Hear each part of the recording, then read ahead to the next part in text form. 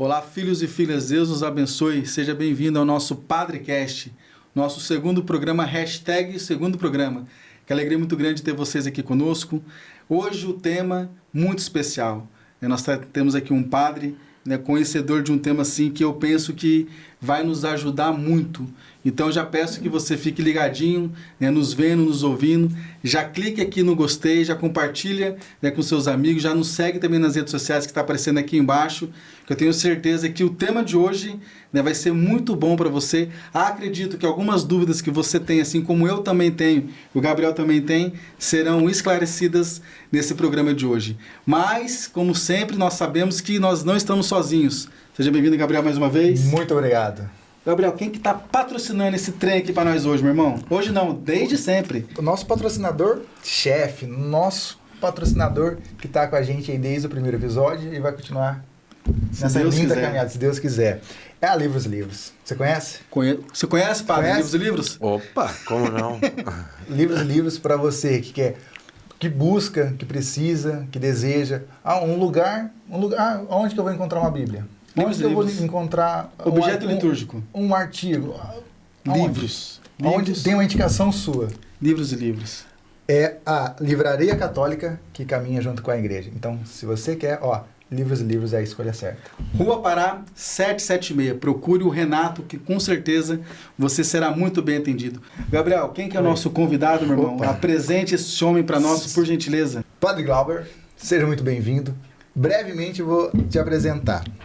Filosofia e Teologia pela Pontifícia Universidade Católica de Minas Gerais. Especializado em Bíblia pela PUC, aqui do Paraná, em Campos de Londrina, correto? Correto. Fez especialização em Bíblia pela Pontifícia Universidade Urbaniana de Roma, especialista em Educação Especial, psicanalista e psicopedagogo em especialização em deficiência, correto? Correto. Seja muito bem-vindo, padre. Obrigado, Gabriel. Obrigado, padre Ricardo. É uma honra e graça estar aqui com vocês. Isso daí, meu irmão. O padre, antes da gente entrar nesse tema, que já foi brevemente apresentado, inclusão de pessoas com deficiência, padre? Esse é o termo correto, né? Isso. Na nossa catequese, enfim, no nosso convívio social. Se apresente um pouquinho, já foi feita essa grande apresentação do senhor, mas o senhor é natural de onde, meu irmão? A sua vocação surgiu na onde? Fala um pouquinho pra gente, por gentileza. Sempre brinco aqui no Paraná que eu sou mineiro, graças a Deus. Sou nascido ali numa cidade que chama Pará de Minas, que é quase uma região metropolitana de Belo Horizonte, e cresci ali no centro-oeste mineiro e, enfim, e de lá vim para aqui, para o Paraná, para Londrina. Exatamente, que bom, meu irmão. O padre Glauber é padre da nossa arquidiocese aqui. Agora, em julho, vai completar 2 anos de sacerdócio, né, padre? Com a graça de Deus. Com a graça de Deus, 2 isso anos. mesmo. Padre Glauber, 2 anos, eu 1 ano e 4 meses.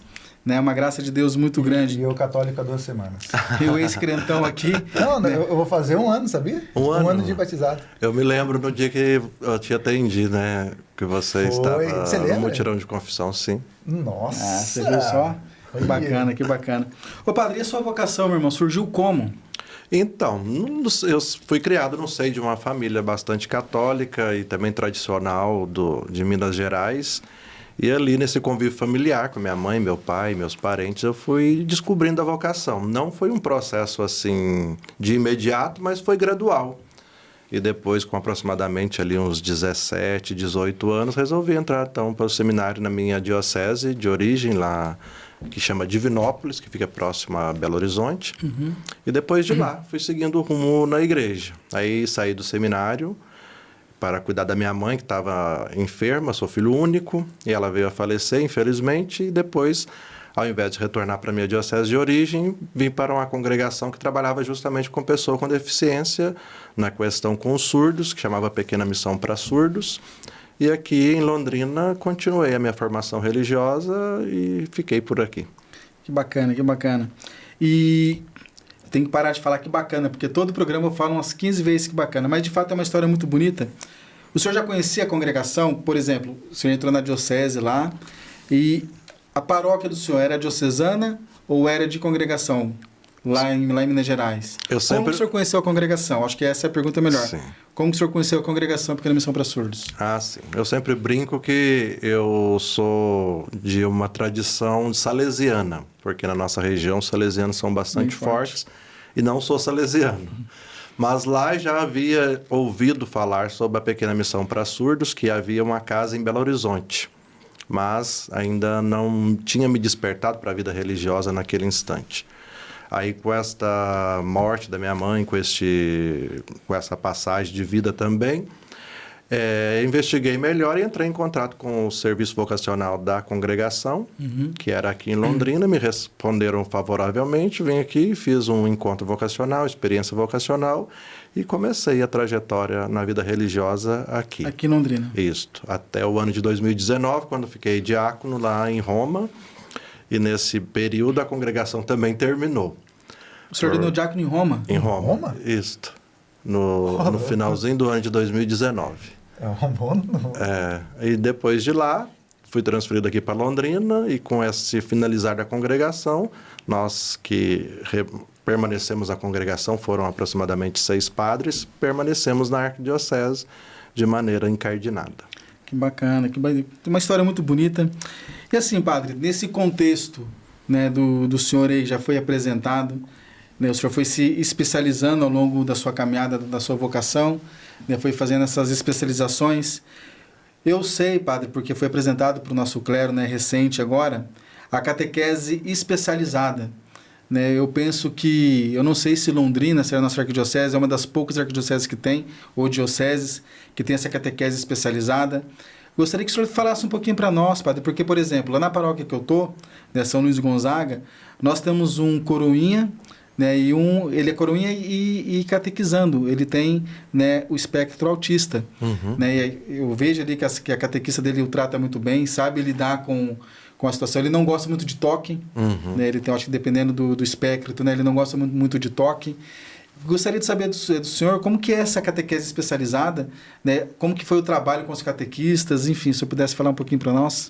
Sim, há muito tempo pensou-se na catequese como uma catequese especial, mas partindo desse pressuposto de uma catequese totalmente especial, a gente foi percebendo, né, e todos os agentes de pastoral foram percebendo que de especial não tem nada, nós precisamos de algo especializado. Porque a pessoa é pessoa como qualquer outra pessoa, tem dignidade da mesma forma e também é destinatária da mensagem do Cristo, do querigma, enfim. Então, pensou-se esta modalidade de catequese especializada, que seria uma abordagem catequética que pensasse a realidade do sujeito que estava ali sendo envolvido no processo catequético. Então, creio eu que aqui a Arquidiocese de Londrina tem dado passos pioneiros nesse âmbito de catequese especializada, uma vez que no Brasil temos assim algumas abordagens, embora tímidas e não tanto evoluídas, mas aqui na Arquidiocese de Londrina conseguimos fazer assim um grande e um bom processo. Atualmente conseguimos formar aí em todos os decanatos da arquidiocese também agentes que vão propagar essa mensagem de catequese especializada na nossa arquidiocese, porque também o núcleo que ficou responsável assim não consegue dar conta da demanda na arquidiocese, gente, né? Pelo fato de ser uma grande arquidiocese, né? Então, fica quase inviável também todos os agentes se deslocarem para todos os lugares da diocese. Aí, fizemos esse curso de especialização para novos agentes e conseguimos aí aproximadamente 75, 70 catequistas que se prepararam durante esse ano para enfrentar as realidades que a gente chama nessa questão do âmbito da deficiência de realidades atípicas, que fogem assim, um pouco da naturalidade dos fatos. E por isso essas pessoas foram se capacitando dentro das diversas deficiências e dentro dessa diversa gama chamada mundo da pessoa com deficiência para enfrentar essa realidade de uma maneira mais humana, de uma maneira mais adequada e ajudar ali a catequese no âmbito que ela está inserida ali na sua realidade, dentro da nossa arquidiocese de Londrina. Entendi. Para quem está nos acompanhando, a cidade de Londrina ela tem em torno de quase 600 mil habitantes. A arquidiocese, né, que pega as regiões, né, aqui da cidade de Londrina, as cidades, né, os decanatos, tem em torno de quase 900 mil pessoas. A arquidiocese.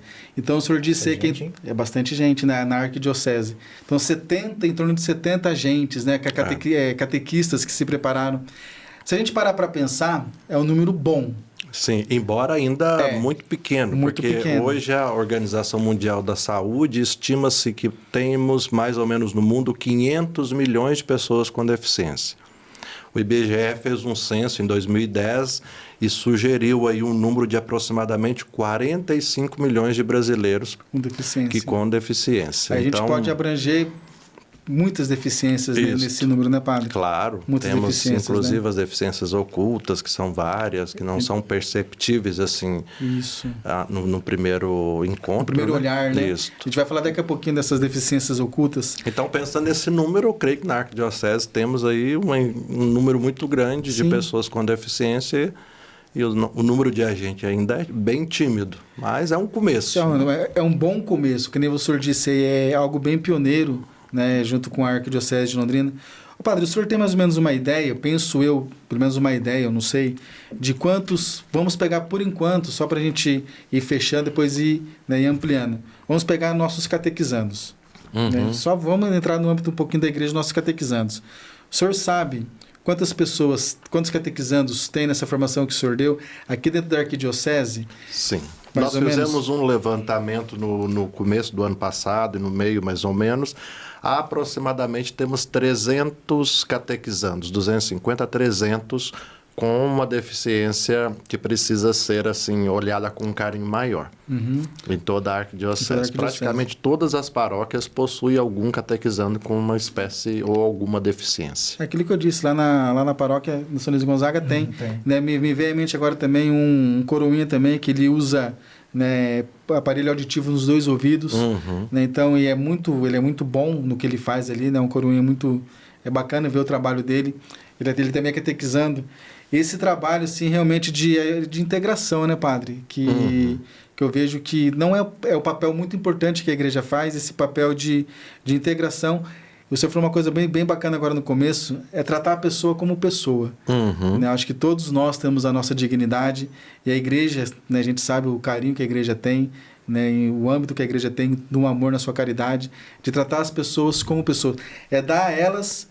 Não sei se eu posso dizer dessa forma, mas um grau de igualdade com todos. As pessoas com deficiência, procurar, né, dar um grau de igualdade com todos, né?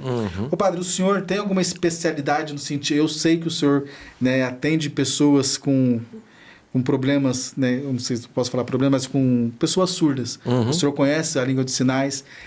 Essa é a sua especialidade? Ou, por exemplo, lá na paróquia do senhor, o padre é da paróquia Nossa Senhora de Lourdes, pároco da paróquia Nossa Senhora de Lourdes, cuja capela...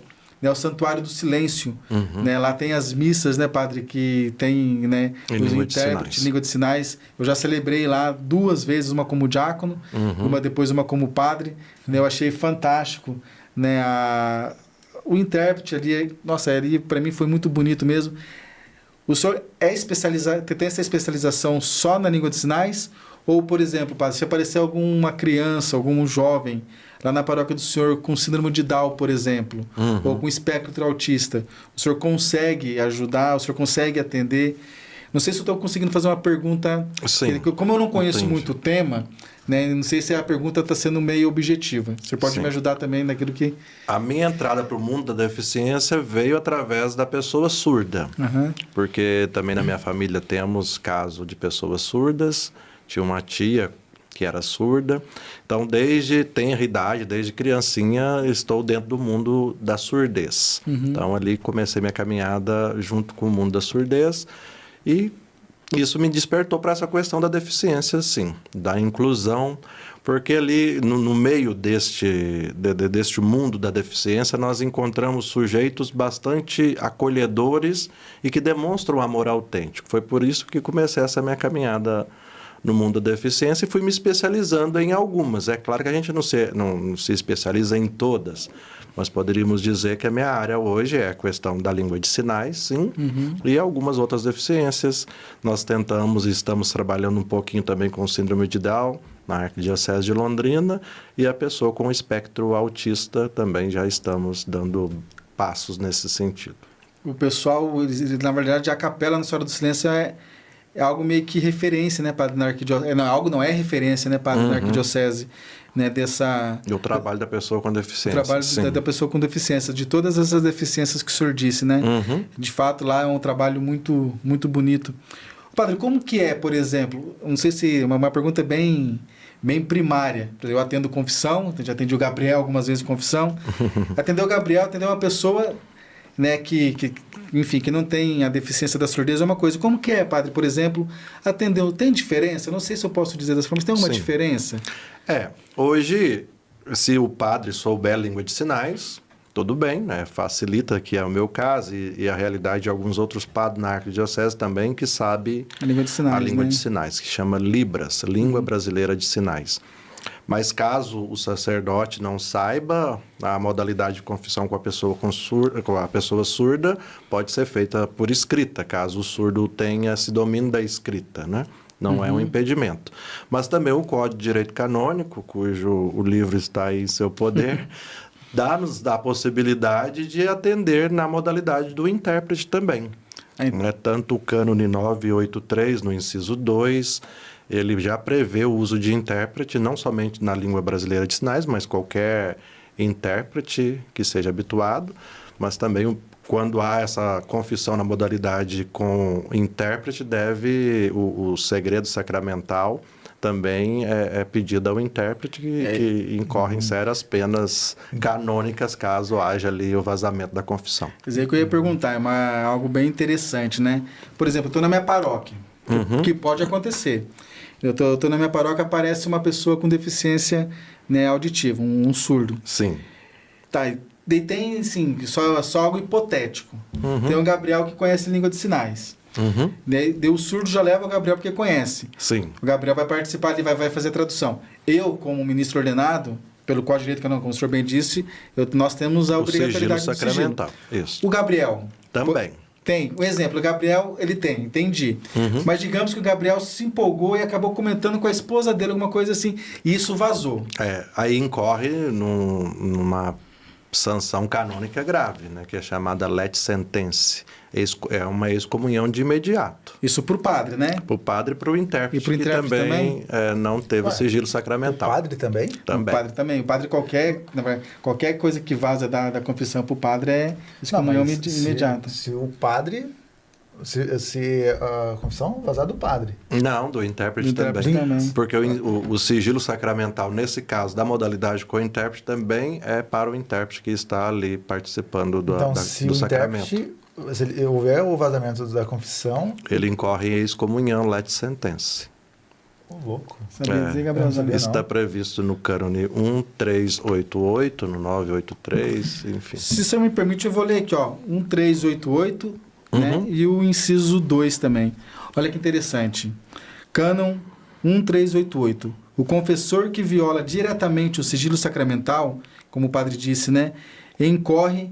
Fala aqui para mim, padre. Let sententia. Let sententia. Let sententia reservada à sé apostólica.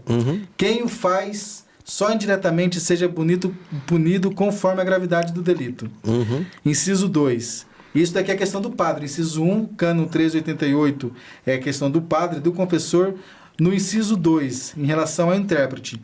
O intérprete e os outros mencionados lá no cânon 983, inciso 2, que violam o segredo, sejam punidos com justa pena, não excluída a excomunhão. Ou seja, que pode ter a excomunhão ou uma justa pena. Seria uma outra forma de sanção. Aí já incorre em tribunal eclesiástico. Né? Exatamente. É uma coisa de... A gente não pode... direito, né? Exatamente. A gente não tem como... Sejam punidos com justa pena, pode alargar muitas coisas, né? Até mesmo a excomunhão. Isso é muito interessante, né, cara? Nossa, por isso que, por exemplo... Exatamente. É por isso que, por exemplo, do meu ponto de vista, seria interessante... É interessante, graças a Deus nós temos na arquidiocese alguns padres, né, que conseguem atender essas confissões, porque é uma demanda muito grande, né, padre? Sim. Só que teve uma vez que eu estava na paróquia do padre ali, ele estava atendendo confissão, acho que foi num mutirão de confissão. E o senhor reservou aquele mutirão de confissão para atender só as pessoas, não sei se o senhor vai lembrar, só para atender as pessoas com deficiência auditiva. Cara, e era assim, interessantíssimo de ver, porque era muita gente. Sim. Era muita gente. E lá tem uma procura muito grande, né, padre? Graças a Deus. Lá tem uma procura muito grande. E como o padre disse no começo, eu gosto sempre de, vou frisar sempre isso nesse programa, são pessoas como a gente, precisam também da misericórdia. Imagina, precisam ter sua alma salva, né? E ter um padre que saiba, né, línguas de sinais para estar ajudando, para estar orientando, não só na confissão, uma orientação espiritual. Enfim, eu acho que vale muito a pena. Né? Falta. Isso a gente estava falando da confissão, mas tanto outros, né? A missa mesmo, ela só tem que, não só tem que ir, mas na Capela do Silêncio. Sim, exatamente. Lá, que dia que é a missa lá mesmo, padre, que tem a intérprete? É nos sábados à noite. Nos sábados à noite, né? Todo sábado à noite. Às 19 horas. Às 19 horas tem a missa com intérprete. Mas em Londrina não tem só lá. Outras paróquias agora estão começando a ter alguns intérpretes em algumas missas também. Mas não são todas. Também não é um número muito grande de surdos que frequentam todas as igrejas da arquidiocese. Não precisa ter um número... se tiver um surdo e tiver um intérprete, seria interessante tê-lo ali na missa, né? Ainda da confissão, ainda eu fiquei assustado, hein? Não sabia daquela informação, hein? Mas o 983 eu acho que é mais... Deixa eu ver, pegar o 983 aqui, ó. Incisivo. 98... Porque fala sobre que o sigilo sacramental é inviolável, né? Então, se me permite, padre e Gabriel, o sigilo sacramental é inviolável. Por isso é absolutamente ilícito, ao confessar de alguma forma, trair o penitente, por palavras ou de qualquer outro modo e por qualquer que seja a causa. Inciso 2. Tem obrigação de guardar segredo também o intérprete, se houver, e todos aqueles a quem, por qualquer motivo, tenha chegado o conhecimento de pecados por meio da confissão. Para a gente perceber o seguinte, nós sabemos, né, que o sacramento da confissão não é um sacramento de cura. Então a pessoa vai lá, literalmente, ela lava sua alma. Então, assim, e realmente o sigilo, né, ocorre por conta disso, porque é algo muito pessoal da pessoa, né, e o padre tem que ter esse sigilo, enfim. Mas isso também, que nem você disse, serve também para o intérprete, né? É muito interessante. É muito sério. Muito sério. Bem interessante. A palavra correta é sério. O intérprete também ele tem que estar preparado para isso, né? Não pode ser assim... também não pode ser qualquer pessoa. Para ir. Porque é uma língua muito específica, como qualquer outra língua. E também ali, talvez, se o intérprete não tiver tanta habilidade, ele pode também interpretar algo que o surdo não disse, então a confissão se tornaria inválida. Então é um assunto assim, bem delicado. Embora não ocorra com bastante frequência, mas temos essa previsão de termos algum intérprete, seja ela a língua que for. A gente estava comentando sobre a catequese, né? Catequese especializada, não a catequese especial. Gostei muito dessa diferenciação, dessa diferença, né? Só tem só tem Londrina e uma outra pergunta junto. Como que é o processo do catequista? Onde que ele procura exames? Então a pessoa está assistindo a gente, quer mais informação, tanto do catequista, para fazer esse processo do catequista, ou o pai que tem um filho e falou assim, nossa, eu não sabia que... Eu praticamente não sabia que tinha catequese especializada. Né? E alguém... Onde que ele procura? Quais são as informações? Sim. A catequese especializada é a catequese da igreja. Não tem nada de diferente. O que temos são adaptações e flexibilização do material de acordo com a deficiência que estiver sendo ali atendida na paróquia. Então, a catequese, como o nome já diz, especializada justamente por isso, porque precisa de ter ali o sujeito com as suas reais necessidades e também a metodologia catequética que vai ser ali trabalhada e flexibilizada. A gente fala flexibilizado porque ela vai passar por um processo de adaptação às necessidades daquela pessoa específica. Por isso que é um trabalho de cirurgião. Porque a gente vai pegar a deficiência, vai estudar a deficiência, as reais necessidades, as demandas daquele sujeito e, a partir daquilo, pegar a catequese oficial da igreja e tentar, de algum modo, fazer com que aquela catequese também chegue naquele sujeito. E claro que não são qualquer catequista, a gente nós temos aí na arquidiocese algumas catequistas que já são psicopedagogas ou são terapeutas ocupacionais. Que geralmente já trabalham com isso, já, né, padre? Já numa escola, alguma coisa assim, né? Uma escola especializada. Já trabalha, né? E essas catequistas estão ali também doando seu trabalho. E hoje, como eu disse, já formamos essas diversas catequistas, praticamente em todo o decanato tem.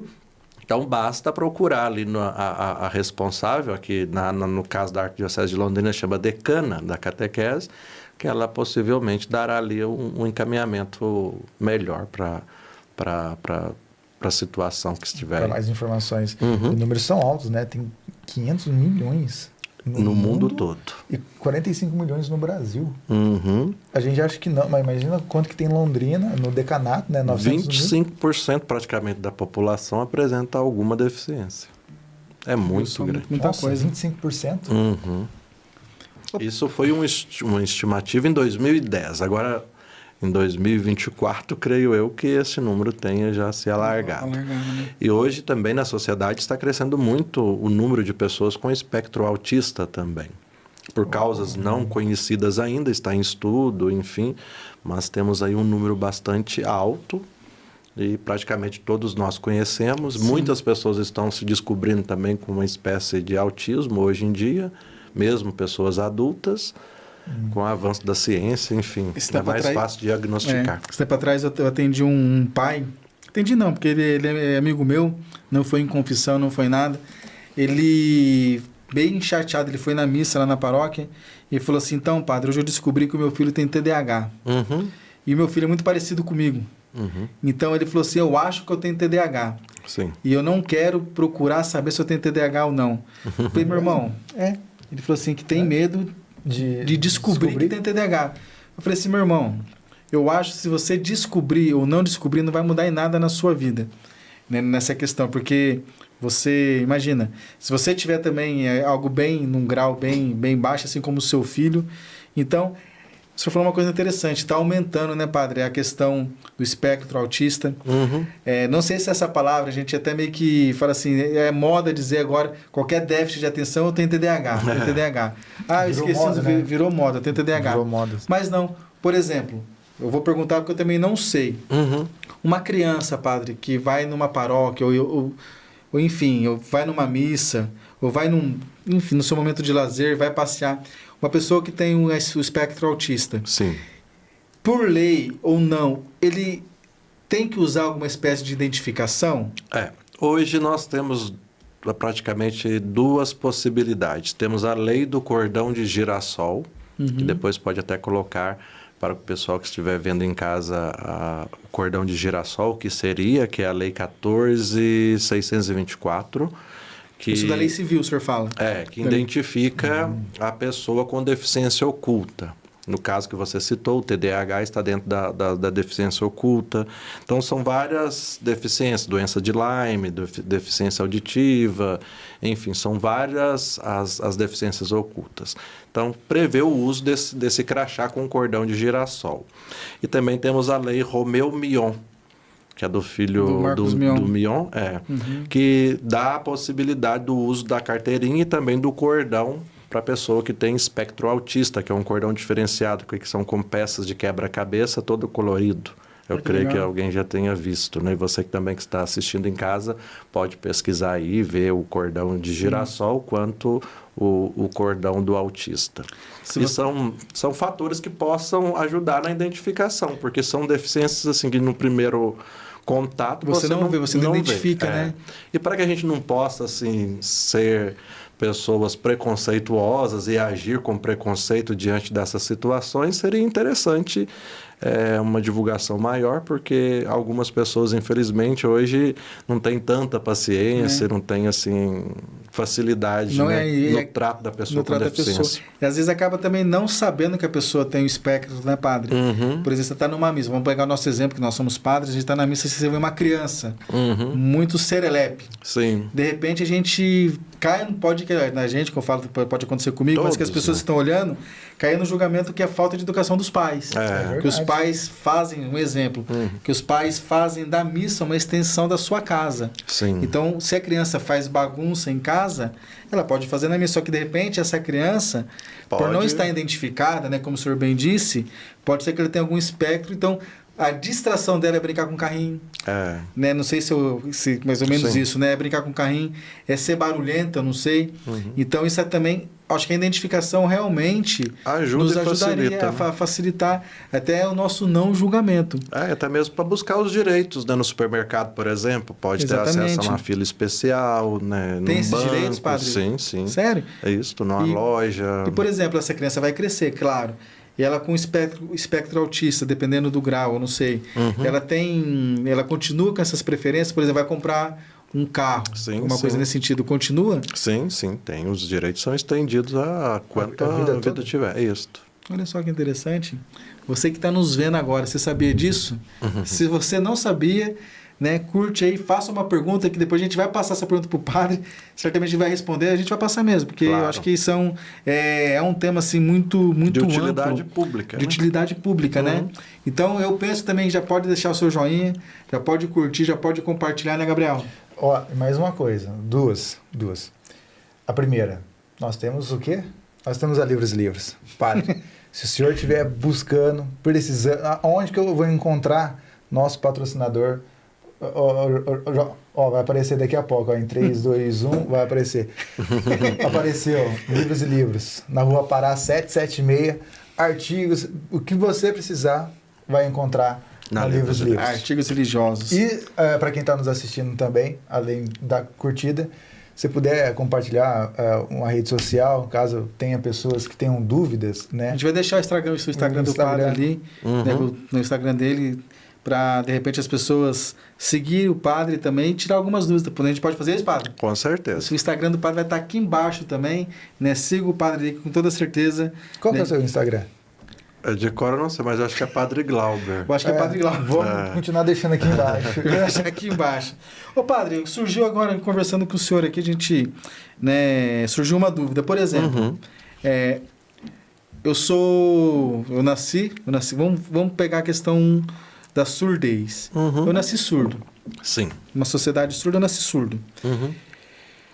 Eu sendo surdo desde nascença, eu vou estudar, enfim, tudo certinho, eu vou ler ali, né, tudo bonitinho, em braille, né, tudo certinho. Eu posso... Libras. Mas eu falo na questão do... Cego. Do cego. Confundi. Mas tudo bem, eu sou surdo, não sou cego.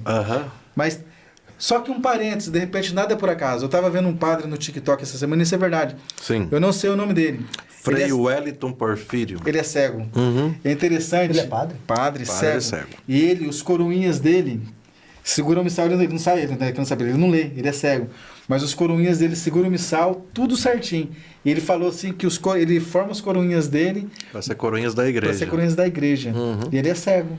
E acompanha o missal pelo leitor, que é um aplicativo que a gente pode baixar no celular, que lê o missal para ele, então, ele ouve e... minha gafe não foi à toa.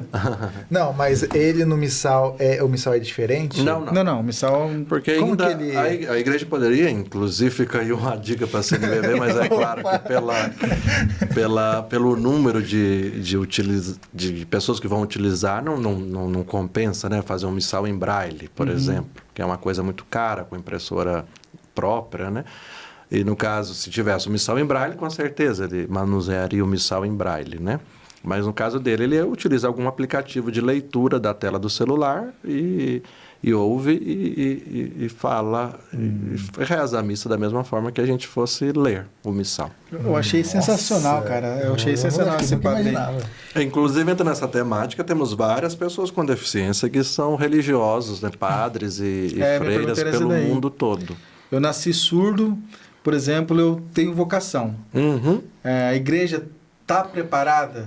Tipo, os seminários, por exemplo, estão preparados? Que pergunta. Vamos acolher? É uma pergunta capciosa. Sim, olha, eu creio que os seminários não estejam preparados para receber, por causa que é uma situação muito atípica, né? Mas já tivemos bastante casos por aí, inclusive no Paraná, temos um padre surdo, padre Wilson Kizaia, na Arquidiocese de Curitiba, que é padre, não é? E nasceu surdo, entrou para o seminário e se tornou padre, ficou padre. Mas, assim, no Brasil, eu acho que temos 2 padres surdos agora. É porque o padre Volmir faleceu, mas temos 2. Padre Wilson, de Curitiba, como disse, e o padre Hélio no Maranhão, também, que é padre surdo. O senhor esteve... Onde o senhor foi fazer... Foi dar uma formação um ano passado, começo do ano? Não foi no Maranhão, né? Não. Foi em Rondônia. Rondônia. Nossa, ela... Foi dar uma formação lá, do ladinho aqui do Paraná. Já andamos o mundo por aí. Mas, assim, um primeiro padre surdo foi da minha região também. O padre Monsenhor Vicente Bournier, que até então, para ser padre, ele pediu o Papa Pio XII. Foi até lá em Roma conversar com o Papa, pedir autorização. E a autorização saiu em 22 de setembro de 51. Então, foi o primeiro padre surdo do Brasil. Que até então, para ser ordenado, precisava ter essa autorização especial e o Papa deu. Nossa, ele precisava da autorização do Papa. Isso, para ser ordenado padre, uma vez que ele tinha deficiência, né? Ele era surdo. Foi em 1951. 1951. Nossa, foi recente, né?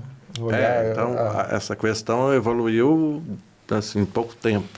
Mas em 64, na França também já teve uma experiência de um sacerdote que reuniu 2 pessoas com deficiência motora severa e criou lá, inclusive tem esse instituto até hoje pelo mundo, chama Instituto Arca. Também na França, em Leblanc que chama, temos uma congregação só para religiosas com síndrome de Down. Chama As Pequenas Filhas do Cordeiro. Se não me engano. E aqui também em Londrina temos uma religiosa surda, a irmã Aparecida. Em Brasília também temos religiosa surda. Temos o padre Tiago Varanda, lá em Portugal, que também é cego. Em Portugal é o Tiago Varanda que é cego. Enfim, temos um padre surdo e cego também no mundo aí, que anda pelo mundo afora. Então, temos um padre na Coreia do Sul, chama Padre Min Sel, também, que ele é padre e surdo. Temos um padre na África que é surdo. Então, temos hoje praticamente bastante pessoa com deficiência que está exercendo na igreja, e realizando a vocação. Senhor padre, assim, pode ser que de fato você vai pensar por dentro, nossa, ele não fez essa pergunta não, mas eu vou fazer. Ainda bem que não sou eu dessa vez. Eu vou fazer. Todo surdo, gente, eu peço até perdão. Eu também. Todo surdo, ele tem a possibilidade de falar ou só por sinais? Entendi. Entendeu?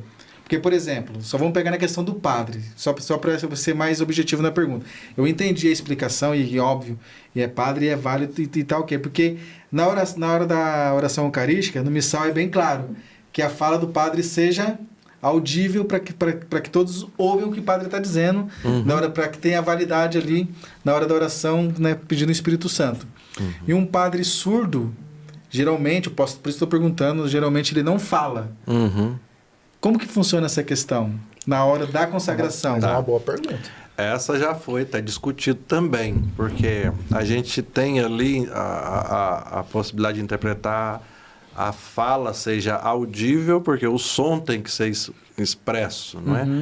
Mas a fala ali enquanto código linguístico. Entendi. Se pensando dessa forma, a língua de sinais é uma língua. Então, se ela é uma língua, a fala do padre em Libras está sendo expressa de modo visível. Então, é um sistema linguístico.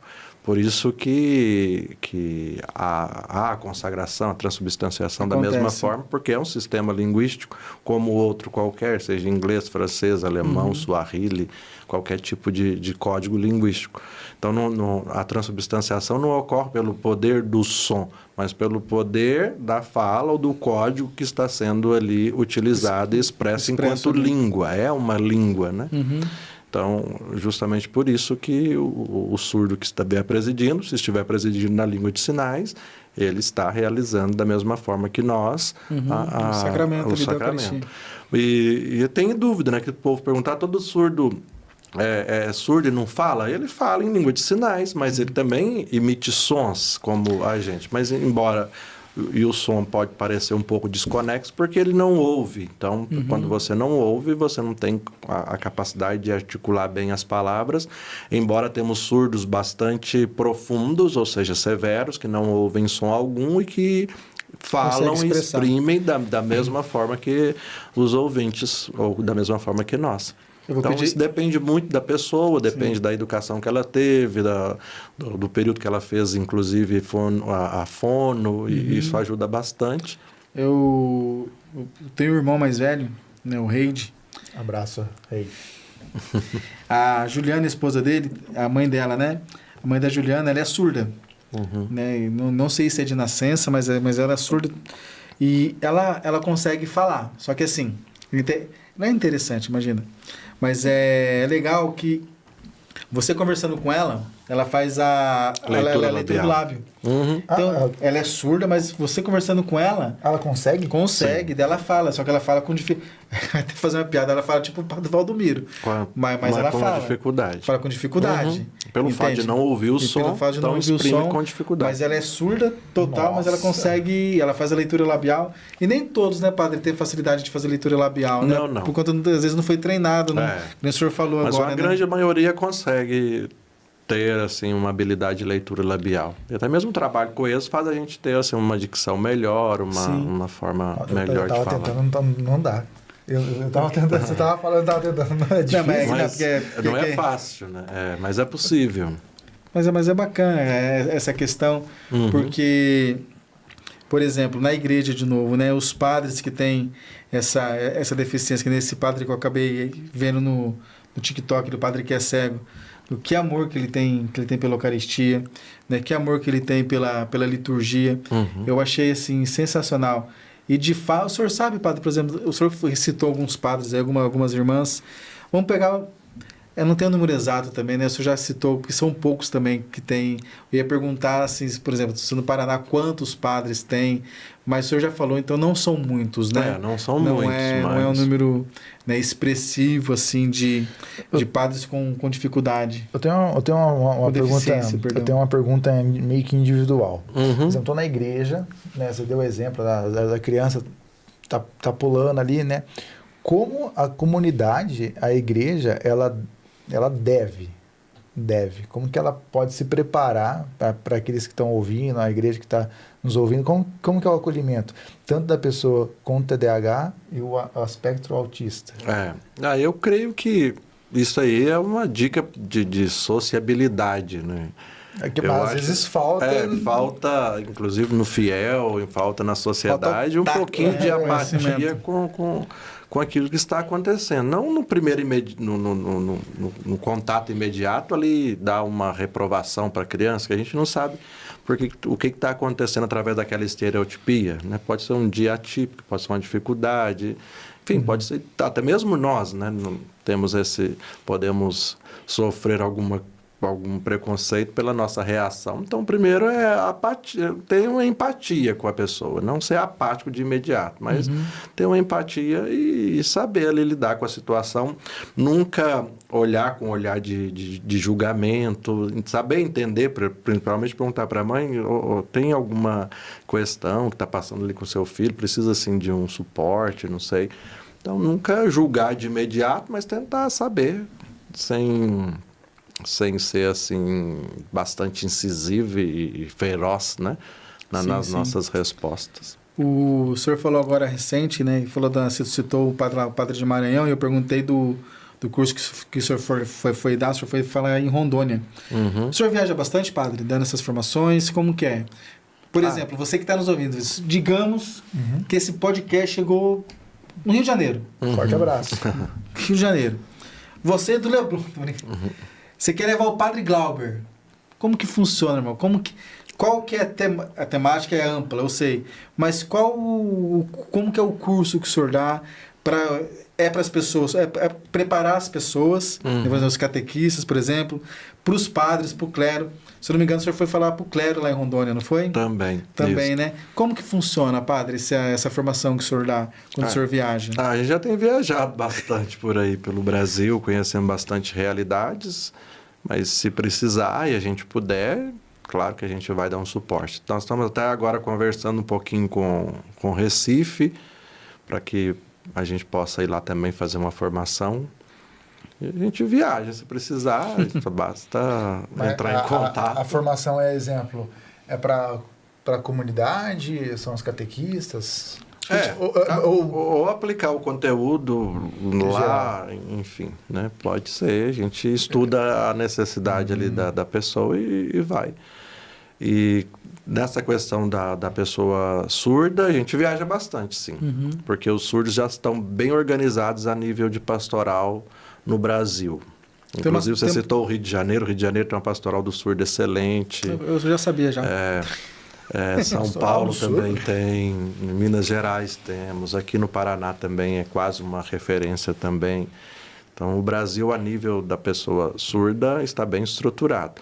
Embora as outras deficiências também tenham dado passos, mas a questão do surdo, sim.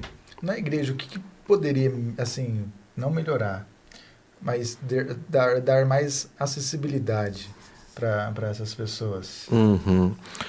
Eu creio que nós temos que ter atenção e o cuidado da nossa praxe pastoral. Karl Rahner tem uma frase muito bonita que fala que toda teologia deve ser pastoral e toda pastoral deve ser teológica. Então, eu creio que a nossa pastoral deve cada vez mais, a partir da sua praxe, pensar a pessoa com deficiência também nas suas ações. Estamos aí até escrevendo também um pequeno ensaio, né, que provavelmente nesse ano eu vou conseguir publicá-lo. Eu ia perguntar sobre a teologia da inclusão e esse cuidado pastoral que a igreja deve ter com o corpo de Cristo que tem também deficiência. Porque partindo dos documentos da igreja, quase todos os documentos da igreja ali dá uma luz sobre isso, né? A Constituição Dogmática Lumen Gentium, na número 11, fala que todo cristão, seja qual for a sua condição, ele é chamado a ter uma vida de santidade. Então, a pessoa com deficiência também está incluída ali, porque é um sujeito também destinatário da ação da igreja. Documento de Puebla, lá em 69, já bastante de forma tímida também, já apresentava algumas linhas que a gente pode interpretar que dá para fazer uma inclusão da pessoa com deficiência, documento de Santo Domingos, enfim, a igreja, através dos seus documentos, já tem dado assim, bastante abertura. Inclusive, em 2006, né? Em 2006, a campanha da Fraternidade à Pessoa com Deficiência, foi uma campanha da Fraternidade da Igreja destinada à pessoa com deficiência. Então, inclusive, o evangelho que lemos no domingo passado, no domingo do tempo comum, Marcos 3.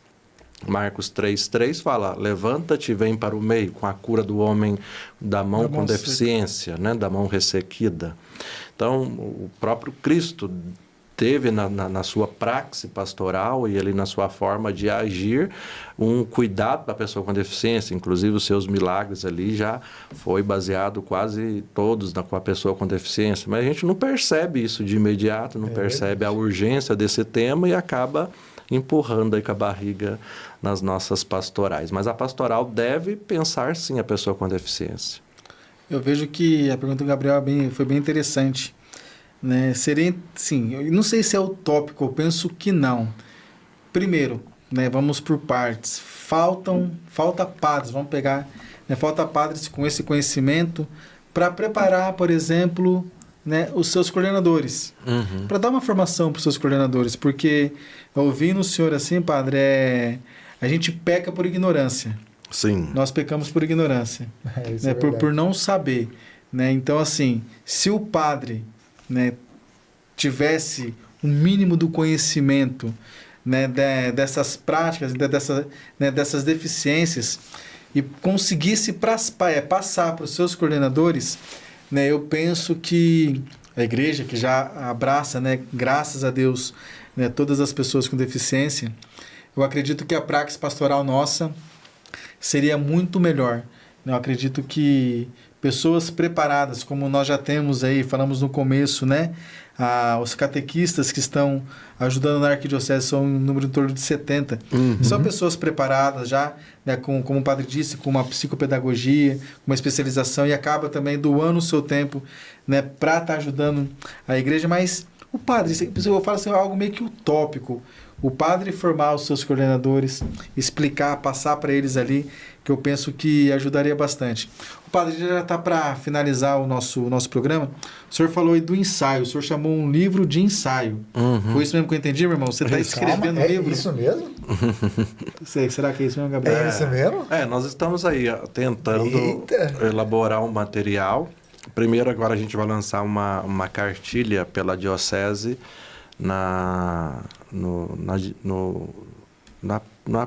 aplicação, na dispensa dos sacramentos para a pessoa com deficiência, como que deve ser cada deficiência, o que agir, como agir, né? Inclusive do ministro que for realizar ali o sacramento. Então, primeiro, esse primeira cartilha vai ser lançado pela diocese e estamos escrevendo aí também Tem uma previsibilidade, uma previsão? Já está quase finalizado. Eu creio que nos próximos meses aí a gente consegue pelo clero, lançar esta proposta de teologia inclusiva.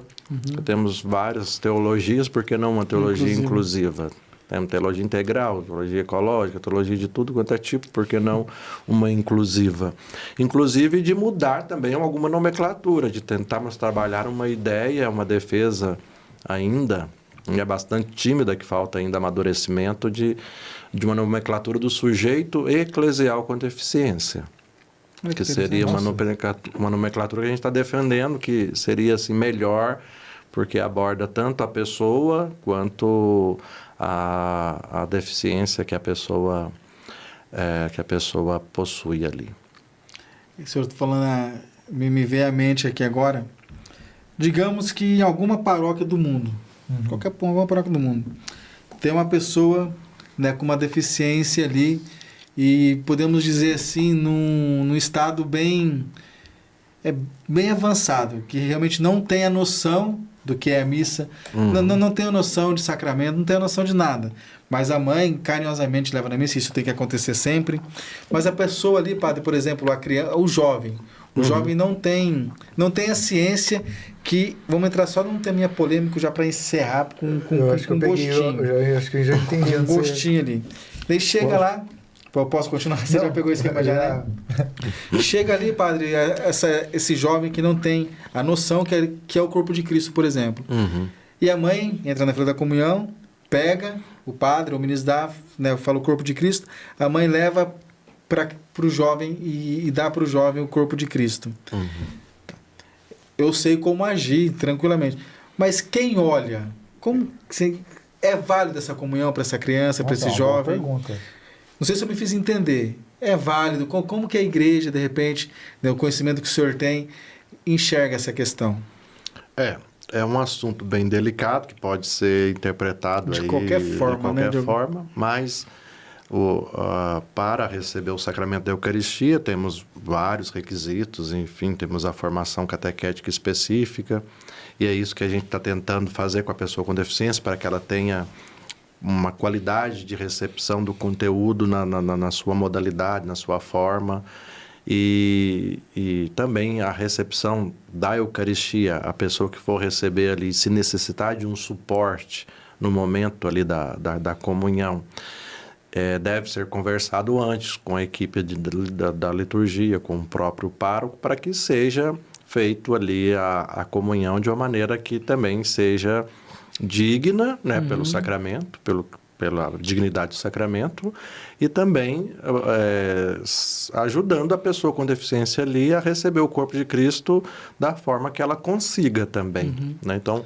é um assunto delicado que vai depender da pessoa que estiver recebendo, da forma que precisa ser aplicada, prevendo, assim, o que a gente deu na formação também, sempre assim, prever, olhar sempre a dignidade do sacramento que esteja recebendo, a dignidade tem que ser preservada, e a forma da recepção ali tem que ser também observada e ajudar com que a pessoa possa fazer a comunhão da melhor maneira possível, preservando a dignidade do sacramento recebido, é claro, mas dentro ali da sua necessidade naquele instante, da necessidade que ela participa, ou se a mãe sempre assiste a criança nos vários momentos e a criança já está habituada a receber daquela forma, o padre, inclusive, pode ali, naquele instante, conversado com a mãe, prever ali que a mãe, naquele instante, possa ser a ministra da Eucaristia para o seu filho. Até no missal, se eu não me engano, tem algo específico disso, né, padre? Se eu não me... Posso estar viajando assim, mas se não me engano até no missal tem. Não é nesse caso específico não, mas o padre pode autorizar naquele instante. Algo específico, só naquele momento, né? Só naquele instante. Mas é claro que tem que ser algo bem conversado para que não surja escândalos, nem interpretações. Esse exemplo, essa mãe e esse filho, sempre vamos suportar em Londrina, eles viajam para outro estado e conversa com o padre. Sempre tem que ter uma conversa antes para que não gere também escândalo e nem assuste a comunidade, enfim. Então, tudo é conversado hoje em dia. Eu vejo isso, daí, assim, algo muito pessoal. É óbvio, eu não vou... O senhor explicou muito bem, eu também como padre, eu vou sempre defender, isso é claro, a questão da dignidade do sacramento, e tem que ter as condições mínimas, né, para receber, como uma catequese, né, com a consciência do que está recebendo. Mas, assim, olhando para um lado pastoral, não sei se é essa palavra, mas de amor, eu vejo um amor muito grande de uma mãe, de um pai, né, que sabe o que está recebendo, sabe que o filho não tem condições, isso não estou dizendo que é a forma correta, pelo amor de Deus, mas sabe que o filho não tem a condição, a ciência, né, do que está recebendo, mas o pai e a mãe, por amor, conversado com o padre, conversado com a liturgia, que nem o senhor disse, né, entrega para o filho ali, né, o corpo e o sangue de Cristo, né, na fé do pai e da mãe. Bento XVI escreveu sobre isso. Eu acho isso muito bonito e acho isso muito bacana. Bento XVI escreveu sobre isso, que a pessoa com deficiência nessa situação específica recebe o sacramento na fé dos pais. Nossa, mas isso é bonito demais. Da mesma forma que há a recepção do batismo, né, na fé dos pais e dos padrinhos, né, enfim. É na fé dos pais que a criança ela recebe a comunhão, o batismo. A criança nessas condições, né? Nessas condições. Muito específicos. Não a gente jamais podemos generalizar, né? A gente está deixando algo bem específico, assim, né? De um acordo com aquela realidade. Com aquela realidade ali. Aquela necessidade, especificidade, sim. Isso é algo muito bonito mesmo, né, cara? Padre Glauber, estamos aqui para finalizar. Meu irmão, antes do senhor dar a bênção final, né? Mais uma vez, gostaríamos de agradecer muito, né, a sua presença, né, o seu conhecimento. Eu vejo que enriqueceu muito, né, o nosso dia, o nosso programa. Vocês que estão nos acompanhando aí, certamente, né, tem coisas que vocês sabiam, tem coisas que vocês não sabiam, assim como eu, também como o Gabriel. Aprendi. Né? Então, mais uma vez, pedimos, né, carinhosamente, se você gostou desse programa de hoje, compartilhe com alguém. Né, compartilhe com o seu catequista, com o seu pároco. Né? É verdade. De repente, chega até no seu bispo, o Padre Glauber vai dar uma formação para vocês aí. Né? Eu acho que é um tema muito amplo, polêmico não, muito amplo. Né? Eu vejo que é de extrema necessidade, sobretudo nos tempos de hoje, o adequado acolhimento, né, dessas pessoas dentro da nossa comunidade, dentro da nossa catequese, dentro das nossas pastorais. Né, como foi citado aqui, por exemplo, na paróquia que eu estou, nós temos um deficiente surdo que usa lá o seu aparelho. Né? Nós temos ali também um catequizando e um coroinha também que tem um espectro autista.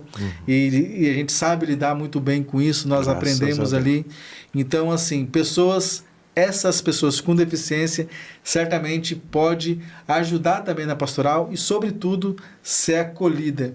Né? Não, uma palavra, não ser descartada não, mas enfim, ser acolhida numa comunidade ali para fazer parte, como o senhor disse no começo, isso realmente me chamou muita atenção, como pessoa. O senhor citou o Karl Rahner, ele também trabalha a dignidade da pessoa de uma maneira muito, né, muito bonita, né? A teologia da pessoa em Karl Rahner também. É isso, meu irmão, se você gostou, mais uma vez, compartilhe. O Instagram do Padre Glauber está aqui. Surgiu uma dúvida. Instagram do Padre Glauber. Pode ser que demore para responder? Tô brincando. Pode ser. Pode ser. Com certeza vai demorar para responder. Mas eu acho que o senhor vai responder. Se Deus Ele vai quiser. responder sim, né, para estar nos ajudando, porque, como eu disse, É um tema muito, muito amplo, muito bonito. Padre, muito obrigado mais uma vez. Gabriel, quer falar alguma coisa? Depois de todo esse agradecimento, né? E só para finalizar mesmo, é um tema não polêmico, mas necessário. Não é um tema polêmico, mas é um tema muito necessário. Sim. Né? Às vezes a reação das pessoas podem afastar em vez de acolher as pessoas que precisam, né? Porque a igreja é isso, né? A gente acolher as pessoas que mais precisam, nesse caso, pela nossa... Como é que você falou? Pecado pela ignorância? O nosso pecar por ignorância, de não saber. De não saber, de não ter conhecimento concreto daquilo. Agradeço a tua presença. Tamo junto. Gostou? Curte. Compartilha. Comenta quem você gostaria que estivesse junto com a gente, quais temas a gente queria abordar, o que você aprendeu aqui. E Padre Glauber, muito obrigado pela sua presença. Amém. Muito Dai-nos a obrigado bênção, também pela possibilidade, a oportunidade de estar aqui trabalhando desse tema, uma vez que a pessoa com deficiência é interlocutora de vários assuntos, tanto da catequese, dos sacramentos, saber que é uma pessoa que tem sua dignidade, que essa dignidade vai preservada, deve ser preservada e que o cuidado pastoral com elas tem que ser feito. Né? Posso pedir um carinho rapidinho? Vamos ver se me vem aqui agora. Dai-nos a bênção, mas também com a língua de sinais. Então, junto tá também. Ficou de surpresa essa. Mas eu sei que vai conseguir. Então vamos pedir a bênção de Deus. O Senhor esteja convosco. Ele está no meio de nós. Que abençoe-vos o Deus Todo-Poderoso, que é Pai, Filho e Espírito Santo. Amém. Muito obrigado, meu irmão. Deus abençoe. Amém.